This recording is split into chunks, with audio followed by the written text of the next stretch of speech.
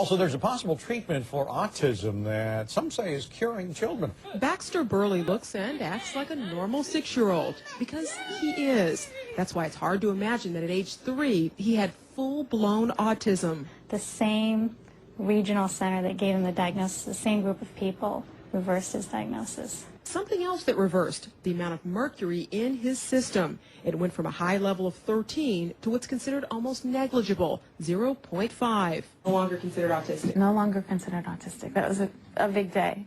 We actually call it the day he lost his diagnosis, we call his second birthday.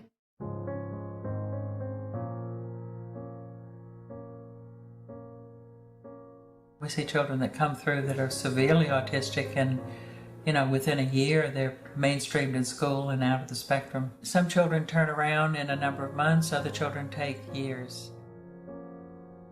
We started with the special diet. We started with lots of supplementation geared at healing his body, helping his body detox from the heavy metal exposure he had. We did chelation, methyl B12 injections.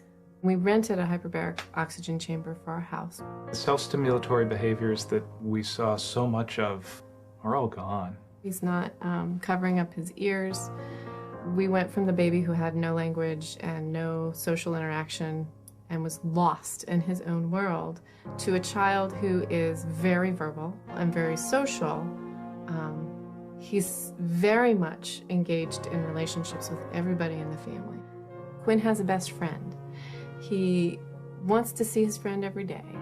His friend wants to see him. Are you filming a movie? Yes, Yeah, and they're following me everywhere. He'll say, you know, when I had autism, and then talk about something that we weren't aware of how he was feeling. Imagine what could have been done to recover these children starting clear back in 1999, when the CDC first realized what was causing autism.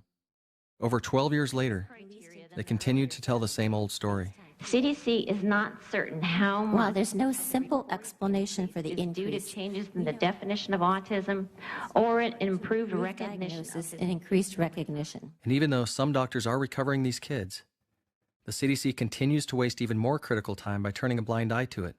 How much longer will we allow those who have caused this epidemic to be in charge of solving it? It's a puzzle, and we're putting all the pieces of the puzzle together that way.